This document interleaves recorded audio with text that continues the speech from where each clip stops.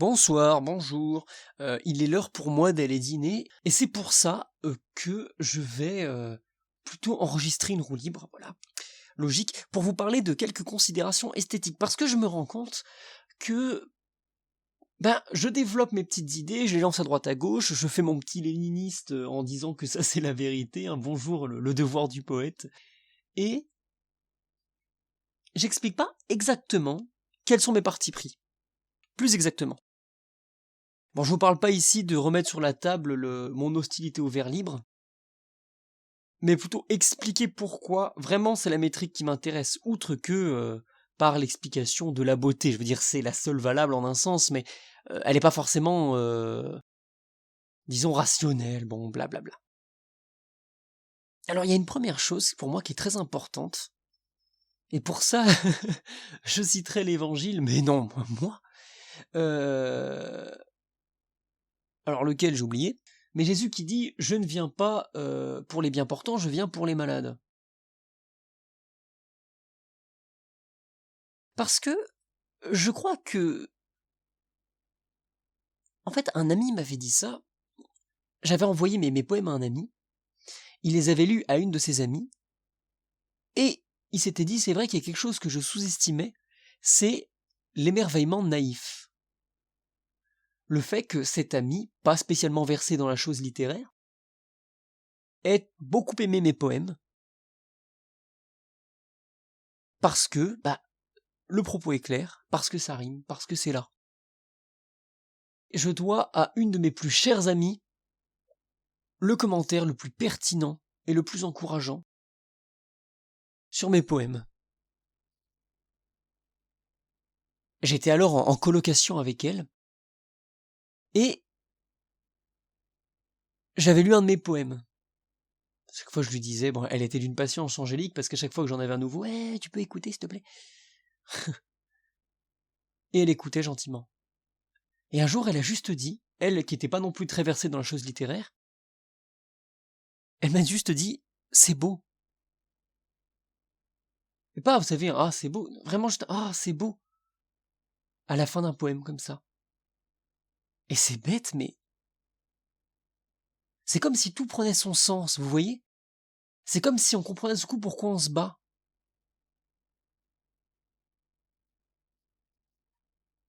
J'ai vu pas mal de gens, et avant l'Apocalypse, hein, je parle même dans différents genres que j'ai pu relire, etc. Puis même quand on s'intéresse un peu à la structure d'un recueil, etc., etc., qui aiment bien chercher dans la tradition, je sais pas, ésotérique, symboliste, hégélienne, ou je ne sais quelle autre connerie, tout un sens, oui, ça va être ça, en fait, c'est réécrire le mythe de la création, je ne sais quoi en vers.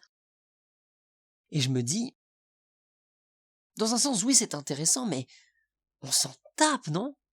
Enfin, bon, on pourrait me répondre qu'on s'en fout de la poésie de toute façon, c'est vrai. Mais ce que je veux dire, c'est pas pertinent, quoi. Il y a quelque part un,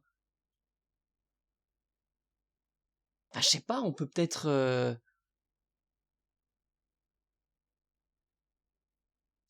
on peut faire plus simple en fait, plus simple et pas plus bête.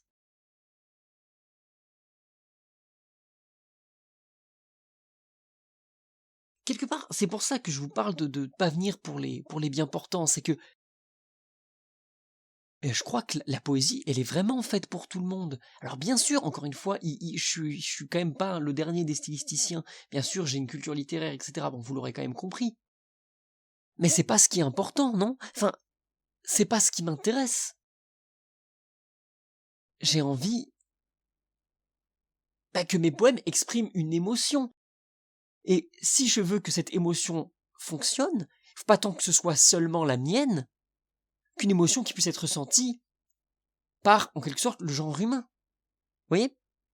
Et quand ceci, ça a du sens de d'être compréhensible, tout simplement. Je vous parlais des inspirations ésotériques, il faudrait peut-être un exemple pour mieux comprendre, mais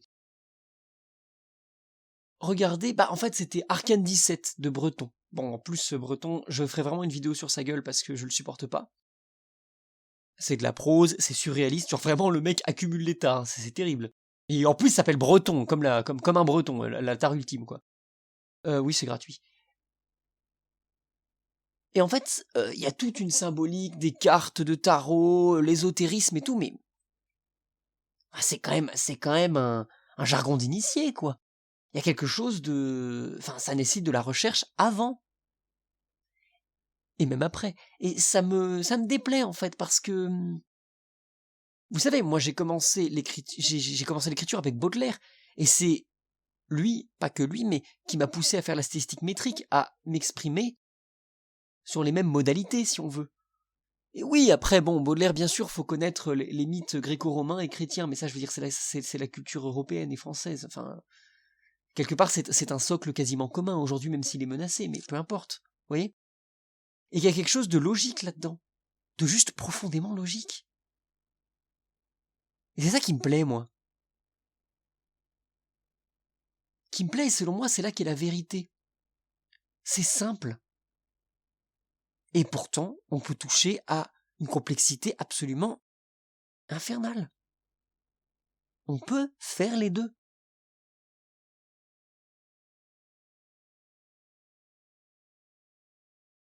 Après, moi, mon parti pris aussi plus proche, qui n'est pas forcément celui de Baudelaire, encore que, c'est l'oralité de la poésie. Tout en respectant les normes métriques, notamment les E prononcés, on m'a parfois pas mal reproché la vulgarité dans mes poèmes, etc. Mais si vous voulez, c'est là aussi qu'il y a un parti pris à prendre, et c'est là aussi qu'on rentre dans son époque. Vous voyez, dans les poèmes qu'on m'envoie parfois à l'Apocalypse, on voit des grandes apostrophes qui sont quasiment, en fait, qui sont des grandes réminiscences. J'allais dire des copies, mais ce serait trop sévère. Disons des réminiscences des, des poètes très connus du canon littéraire, quoi, les romantiques, etc. Autant suspend ton vol, etc. Certes, mais ça manque de naturel. Personne ne fait ça, en fait, vous voyez. Et que, bien sûr, chez Lamartine, ça a du sens, parce que le poème est canonique, parce que c'est vrai que c'est quand même une très belle formule, etc., etc. Mais parfois, il faut être naturel, il faut être incarné, en fait. Et c'est ça qui compte pour moi aussi, c'est qu'il y a quelque chose de... C'est presque, hein, comme on parlerait vraiment, vous voyez. Comme on se dirait, mais enfin... Pour ça que moi, la vulgarité, alors faut faire attention avec ça, mais elle a son sens aussi, parce que...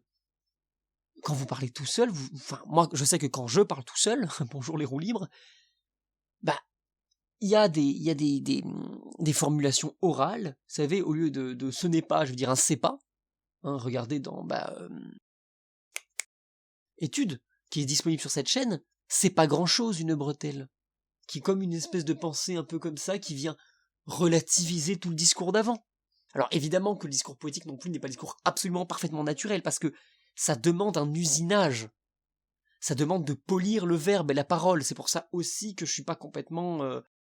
sans absolument le rejeter, parce que j'ai jamais été très clair là-dessus, mais le vers libre, je ne le rejette pas complètement, je ne suis pas convaincu. Parce que il n'est pas suffisant selon moi. C'est plutôt ça. Et qu'en plus, il se couple à un excès théorique qui fait qu'on perd même le fond, tout simplement. Après, il y a du vers libre pas très mauvais, Guy Goffet, c'est pas mal. René Char, c'est vachement bien, mais René Char, c'est plutôt de l'ordre de l'aphorisme et de la prose, donc faut voir. Mais, on va dire, parfois, les choses ont un sens. Et le problème du vers libre, c'est qu'il s'est beaucoup engoncé là-dedans. Mais bref, je vais trop loin. Pour moi, la poésie doit être orale, bien cuisinée, mais orale. Et que ce soit quelque chose qu'on puisse presque dire. Pas complètement, mais presque dire. Regardez, l'heure des contes. J'en parlais l'autre jour déjà. Enfin, l'autre jour, en fait, non, c'est une Eurolibre qui date d'il y a longtemps, mais l'heure des contes est un monologue avec de la vulgarité, mais bien sûr des formules qu'on ne se dirait pas telles quelles. Et en même temps, enfin, il y a un compromis, en fait, vous voyez. Je sais pas comment expliquer ça, c'est... Enfin, dire parce que personne ne parle en alexandrin, évidemment, quoi. Mais ça reste, c'est pas une excuse, parce qu'il y a beaucoup de gens qui me disent, oui, mais la métrique, elle casse trop le flux de l'émotion. J'en ai déjà parlé aussi dans une autre roue libre, mais ça, c'est important de l'entendre. Mais évidemment, parce que l'émotion brute ne suffit pas. Mais il faut pas sous-estimer les modalités de l'émotion brute non plus. les incohérences du discours, la vulgarité. Et je sais pas si je me fais bien comprendre. Je pense qu'il y a vraiment une nuance par rapport à ça, et que j'ai le, entre guillemets, droit d'en parler, parce que ça fait quand même plusieurs années que j'écris, et que maintenant j'ai trouvé ma patte, même si je pense avoir toujours de quoi m'améliorer. J'espère en tout cas, parce que j'ai envie de faire toujours mieux, quoi. Voilà en quelques mots mon modus operandi poétique. Je sais pas si j'ai bien tout dit. Là, je laisse... Peut-être qu'ici, je rajouterai quelque chose en plus. Et paf, bien vu mec, merci mec. Il fallait que je rajoute un petit truc qui est d'une débilité monstrueuse. Ça s'annonce bien, restez. Mais qui est d'une importance fondamentale. Et je me rends compte que parfois, il faut répéter des évidences. Vous voyez ? On m'a beaucoup dit, et ça m'a pas mal surpris. Ah là, mais c'est fou, en fait, quand tu t'exprimes, on dirait que tu sais exactement ce que tu veux dire. Comme ça, t'es... Alors bon, c'est très flatteur, d'une part. Et c'est comme on me disait, mais comment tu fais pour écrire des trucs pareils? Mais c'est con, mais les mots, ça veut dire quelque chose. C'est ça, le truc idiot, mais qui est fondamental. Les mots ont un sens. Les mots veulent dire quelque chose. Alors, j'avais entendu dire que c'était Baudelaire, et je me souviens pas de l'avoir trouvé, mais comme j'ai à peu près tout lu de Baudelaire, je sais pas trop où c'était, mais les mots sont des maldisants. Par exemple, si je pense à une voiture, vous n'allez sans doute pas penser à la même voiture que moi. Quand je dis je suis triste, vous savez ce que c'est qu'être triste, mais est-ce que ce sera la même tristesse que moi? En gros, c'est ça. Oui. Et en fait, il y a beaucoup de gens pour qui ça suffit pour disqualifier tout ça. Mais les mots ont quand même un sens. Peu importe que vous pensiez pas à la même voiture que moi. Vous voyez? Peu importe que on ne comprenne pas exactement la même chose. De toute façon, on ne pourra pas le mesurer. C'est pas possible. Par exemple, vous pourriez me définir l'amour? Vous voyez, enfin, c'est des trucs à la con comme ça. Enfin oui, là il y a des petits malins qui vont peut-être me le définir l'amour. Mais j'entends d'un point de vue émotionnel, vraiment. Et c'est ça pour moi la base. Les mots ont un sens. Et que le langage poétique permet de déployer certaines métaphores un peu moins, comment dire, intuitives, etc. Mais je pense que ce qui fait que mes poèmes ont une certaine qualité, c'est parce qu'ils ne se sont pas préoccupés de tout le salmigondif, disons, philosophique des dernières années, du dernier siècle, qui se sont tellement interrogés sur le sens des mots qu'à la fin ça veut plus rien dire. Mais les mots veulent dire quelque chose. C'est aussi simple que ça. Et que, alors, dans ceux qui écrivent à l'Apocalypse, etc., je pense que la plupart me suivent, parce qu'en fait vos poèmes sont très lisibles, etc. Et beaucoup de gens sont d'accord, mais je vous jure que c'est pas acquis pour tout le monde. Que oui, on va pas tous comprendre les mêmes choses, etc. Oui, mais les mots ont un sens. Et que si on suit ce sens-là, même si bien sûr il peut y avoir des déclinaisons, une certaine largeur, quelque chose de trouble dans le mot, ça n'empêche pas que ce mot a un sens. Dans Cycle, une personne très chère qui est quelqu'un de très rationnel, m'a dit mais je comprends pas, endimanché, parce que le premier vers c'est comme un tombeau récent sans dimanche de fleurs. Il dit endimanché, c'est ça, c'est cette idée de ça. Et elle commençait à débattre avec moi sur le sens du vers. Bah, je considère que c'est pourtant assez clair, s'endimancher, parce que c'est une occasion rare, et qu'on s'endimanche, ça donne l'idée d'une certaine maladresse. Comme un tombeau récent sans dimanche de fleurs. Parce que, et après, ce sont beaucoup de... C'est pas forcément aussi simple à comprendre comme idée, mais en soi, enfin, dans les interprétations qu'il y a justement qu'un tombeau rempli de fleurs, bah c'est vrai qu'il a l'air un peu maladroit. Enfin, là je vais beaucoup trop loin. Mais vous voyez ce que je veux dire? Bon, les mots ont un sens clair et simple, quoi qu'on puisse le décliner et l'approfondir. Fin de la parenthèse. Mais là maintenant j'aimerais passer à des considérations esthétiques plus larges et que je prie ceux qui écrivent dans l'Apocalypse ou qui veulent d'écouter. Parce que il y a ici aussi certaines... je les prends aussi parce que c'est plus simple pour la lecture et pour des lecteurs notamment non expérimentés. Et je vous prie de me suivre là-dessus. Bon. Et là, vraiment, là j'ai fait une liste, bête et méchante. Les coupes épiques, c'est non. J'en ai déjà parlé dans le truc, donc les coupes épiques, revoyez ma vidéo à la métrique si vous voulez en entendre parler, c'est non. Pareil, les coupes lyriques, faites attention, il faut que ce soit servi par le propos. Vous avez le droit de faire la métrique que vous voulez si c'est servi par le propos. Par exemple, une coupe enjambante, il faudrait que l'hémistiche, enfin le sens du premier hémistiche, déborde sur le second. Très souvent, c'est ça, the way to go, comme disent et là, insirer, insulte d'un autre âge.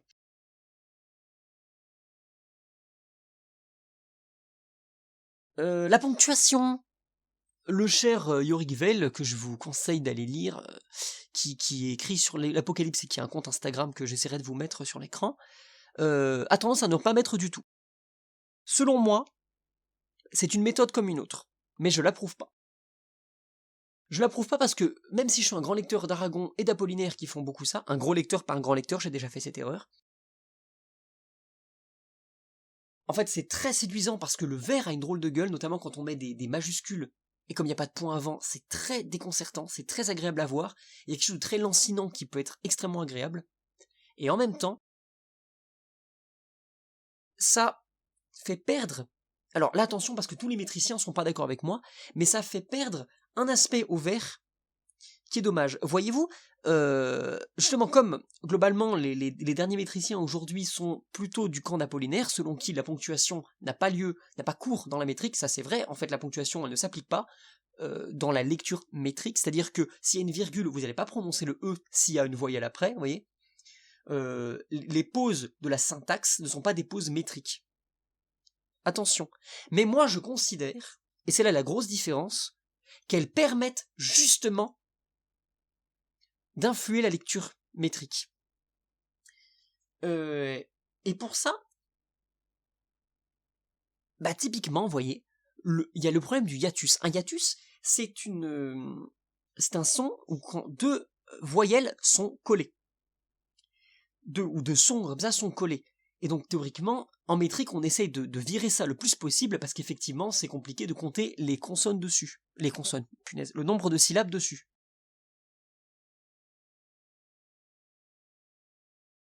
Or, alors sauf si direz, mais pitié. Moi, je trouve que on peut faire ce hiatus. Déjà, moi, je m'autorise beaucoup plus de hiatus tant qu'il y a césure ou coupe, parce que ça oblige une pause dans le vers, donc le hiatus est beaucoup, beaucoup moins perceptible, mais aussi grâce à la ponctuation, parce qu'il s'avère que souvent ma ponctuation est effectivement dans la lecture métrique. Typiquement, dans l'heure des comptes, le vers suivant, bon, je l'introduis parce que comme ça, il est compliqué à comprendre sinon. Et j'ai le cœur tagué comme un quartier de merde, ou un appartement squatté, il m'indiffère, ou un appartement squatté, il m'indiffère. Ça, c'est dans le même vers. Vous noterez que squatter fait un hiatus avec le i de il m'indiffère. Squatter, il m'indiffère. Sauf que j'ai mis un point. Et c'est la coupe de mon vers. Donc, ou un appartement squatté. Il m'indiffère qu'une pancarte y manque, talou est bon état, la porte est grande ouverte et l'ancien locataire s'est tiré sans payer avec le cadenas.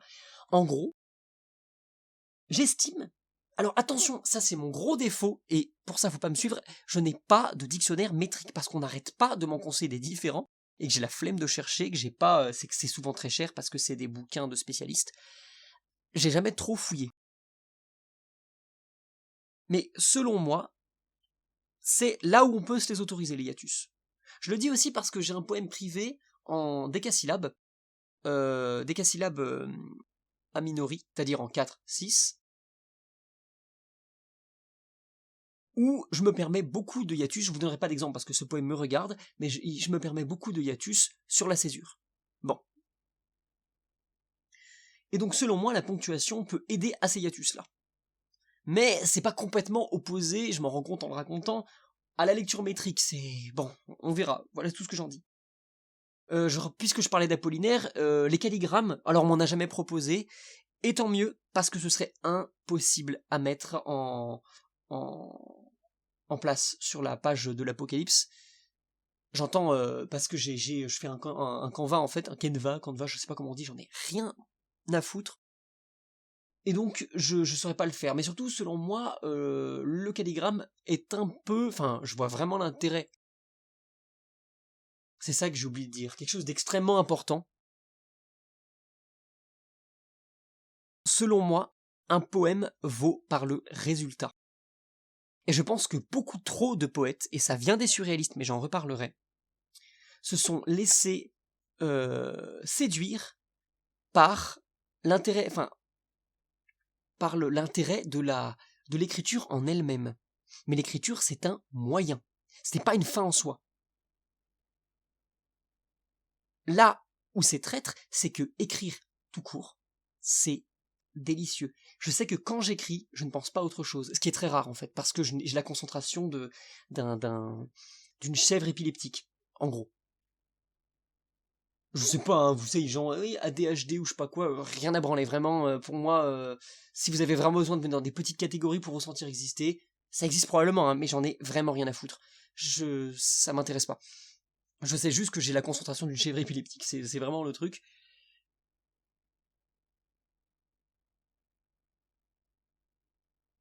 Il y a... Je sais que l'écriture, je m'en souviens parce que j'ai relu aussi des morceaux de mon journal, mais l'écriture est plaisante en elle-même. J'adore juste écrire, très bien, mais ça ne suffit pas, surtout pour de la poésie, parce que la poésie, c'est censé donner un résultat. C'est pour ça que moi, la rime est très importante, etc. C'est qu'après, il y a un résultat pour les autres. C'est pas une simple émotion la sienne. C'est pour ça qu'aussi, j'arrête pas de parler de ça, je dis que, oui, mais le vers libre, le vers libre. Mais parce que vous comprenez très bien votre émotion, mais que pour véhiculer cette émotion, vous avez besoin de la structure. Vous avez besoin de la rendre musicale.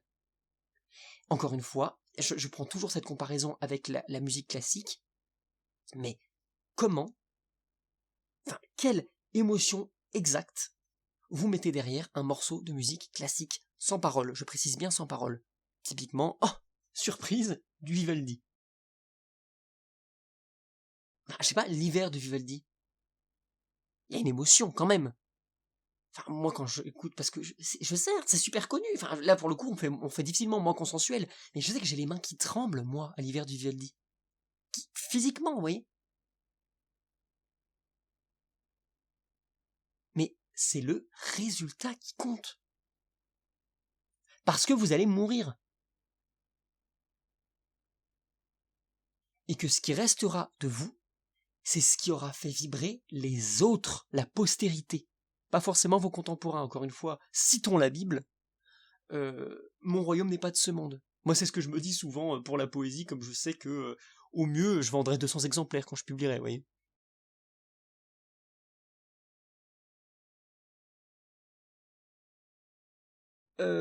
Voilà, tout ça pour dire que selon moi, les calligrammes, en fait, c'est intéressant pour l'exercice, mais c'est pas vraiment lisible, en fait. Et surtout, même ce sera pas récitable. En fait, pour moi, un poème est bon quand il est récitable. Je vais apprendre les fleurs du mal par cœur, parce que comme ça, je l'aurai dans toute ma tête. J'aurai pas besoin de me le balader tout le temps. Vous voyez? Et les calligrammes, pardon, vous ne pouvez pas les réciter. Tout simplement parce que, selon le sens où vous lisez le dessin, ça fait un autre poème. Ça fait, oh, une infinité de... Oui, mais non, en fait. Et ne serait-ce que parce qu'un calligramme, il existe, sa spécificité, c'est d'être un dessin, donc il faut le voir, en fait. Vous voyez ce que je veux dire? Vous n'êtes pas obligé d'être d'accord avec moi, mais moi, c'est quelque chose qui me... qui me tourne dans la tête beaucoup. Ça c'est à cause d'un... À cause de... Allez, c'est les plus romantiques de la revue. En gros, je discutais avec eux et il y avait dans un poème une rime à l'œil que j'avais fait remarquer. Une rime à l'œil, pour ceux qui ne sauraient pas, ça s'est beaucoup perdu, c'est un archaïsme hein, souvent. C'est une rime qui va qui sera visiblement la même, mais à la prononciation pas la même. Très souvent, vous la voyez dans... Bah, elle existe chez Baudelaire. Par exemple, vous faites un verbe à l'infinitif, donc en ER, mais vous le faites rimer avec mère ou cher. Donc, théoriquement, à l'oreille, ça ne rime pas. C'est pour ça qu'on appelle ça une rime à l'œil. Pour moi, c'est à bannir. Parce que, encore une fois, la poésie est censée être orale.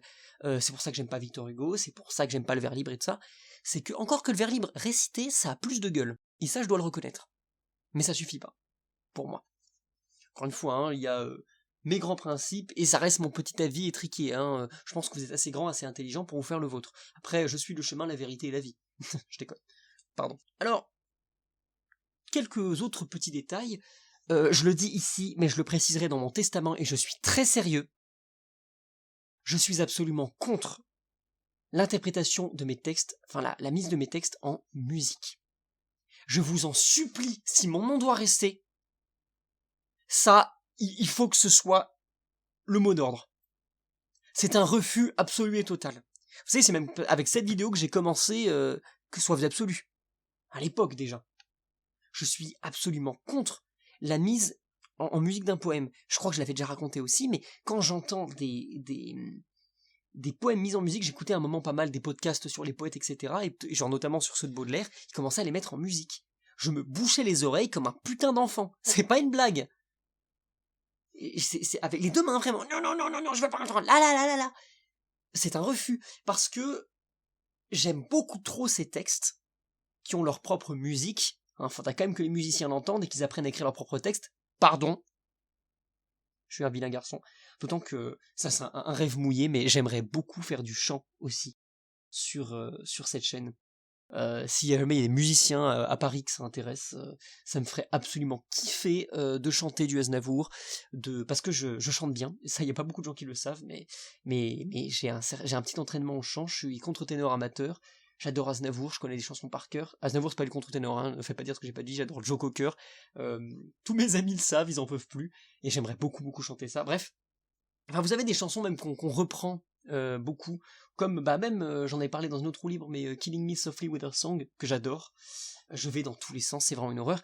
Quoi qu'il en soit, mes textes ne sont pas faits pour être mis en musique, parce que de la musique, c'est une interprétation. C'est très très important pour moi. La musique, c'est une interprétation. Une lecture, c'est une interprétation. Parfois, je réécoute les poèmes que j'ai mis en ligne, et je tique en me disant « Ah, j'aurais pas lu ça comme ça », alors que c'est moi qui les ai lus.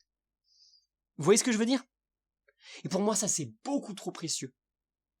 D'ailleurs, j'aime pas qu'on me lise des poèmes. Vous savez, il y a des chaînes entières destinées à la lecture de poèmes. Moi, jamais j'écoute ça.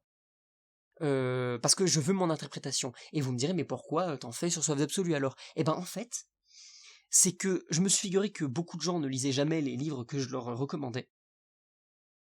Et que quand je lisais, attends, mais écoute ce poème, et je lisais le poème, ils me disaient, ouah, mais tu lis trop bien, ah, mais dis donc, c'est vraiment bien. Je me suis dit, bah, en fait, go, il y a des gens qui aiment bien ça, il y a des gens que ça leur donne envie de lire, bah, il faut commencer par là. Et il y a vraiment beaucoup de gens qui apprécient vraiment d'entendre la poésie.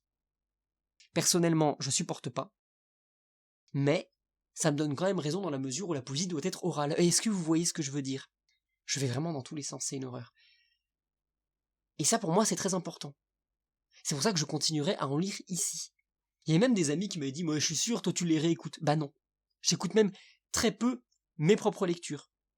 Voire jamais. Je réécoute mes propres poèmes parfois. Parce que j'aime bien méditer sur mes propres textes, parce que ils ont fait partie de ma vie, si vous voulez. Même pour en déceler les défauts, pour voir si je vais modifier quelque chose, etc. C'est que parce que je me souviens exactement de l'émotion que je ressentais à ce moment-là. Je réécoute, pour tout vous dire, même parfois mes roues libres. Parce que, en fait, c'est con, mais j'ai eu vraiment des grands moments de haine de moi-même. J'en ai pas mal parlé aussi.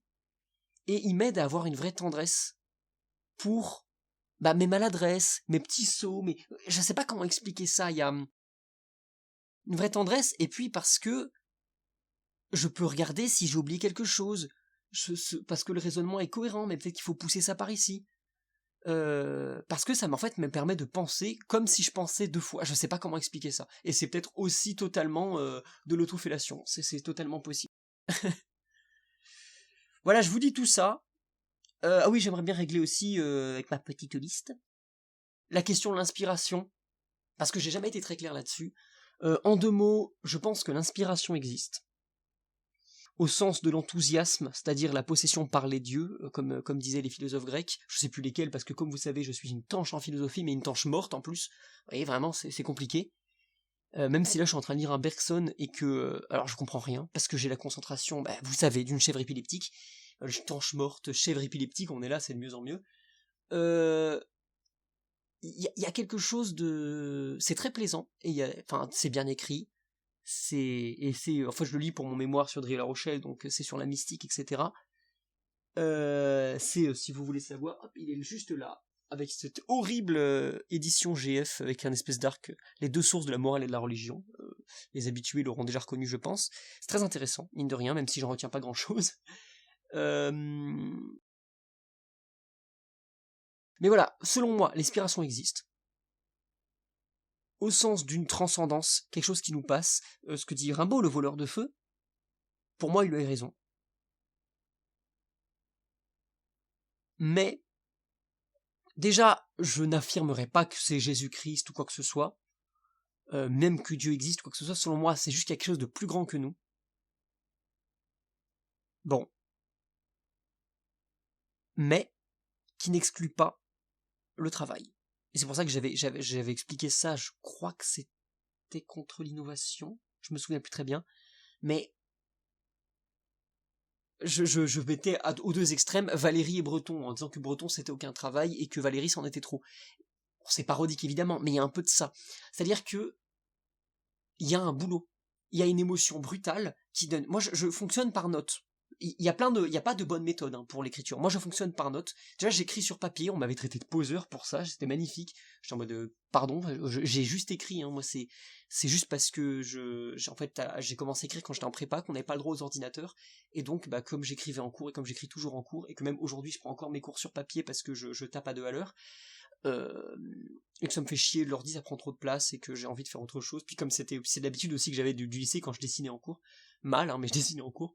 Euh, J'écris sur papier, donc en fait d'abord il y a des notes qui sont dans un petit carnet, parce que comme ça je peux les avoir quand je lis, quand je marche, quand n'importe quoi, et j'ai pas besoin de sortir toute une feuille quoi. Le carnet qui est toujours dans ma poche, et qui est là dans mes petites mains. Et de là, après on prend une idée, vous voyez. Bah comme aujourd'hui, c'est pour ça aussi, hein, ça aide pas, je suis en train de lire les évangiles, euh, eh ben, il y a beaucoup de très belles idées. Je suis en train de couver là vous le saurez en avant-première, je suis en train de couver un rondeau avec comme vers récurrent ce verset de Saint Jean, n'y a-t-il pas 12 heures de jour? Voilà. Ça me fait beaucoup réfléchir. Je sais pas encore ce que je vais en faire. Mais voilà. Et donc, l'inspiration existe, mais il faut certainement pas faire, c'est pas magique, il faut pas en faire une excuse. Voilà. Et elle n'exclut pas le travail. Tout ça pour ça. Enfin, et ce sera le mot de la fin, qui sera, j'avoue, un peu ironique. J'aurais vraiment pris, putain, ça fait une demi-heure que j'enregistre. Ce sera peut-être un peu moins long quand j'aurai retapé, parce que bon, il y a mon petit montage, mais c'est marrant. Ce qui est très important pour moi, c'est qu'au fond, toute cette vidéo, c'est de la théorie. Et que selon moi, ce qui fait le poète, c'est la légèreté. Au sens où tout ça, c'est de la théorie. Et que toutes mes idées doivent se voir dans mon vers. Je dis juste parce que ça peut intéresser les gens, ça peut aider les jeunes gens qui veulent se lancer pour l'apocalypse. Je vous attends encore avec plaisir, les enfants. Les enfants, pardon. Et que c'est même moi aussi à clarifier mes idées et à arrêter de parler tout seul. Mais voilà. Mon modus operandi, en quelques mots, c'est la poésie, rien que la poésie. Qu'elle seule exprime mes idées et ma manière de faire. Abonnez-vous, tout ça. Ah, tout de suite, c'est moins romantique. Hein. Bon.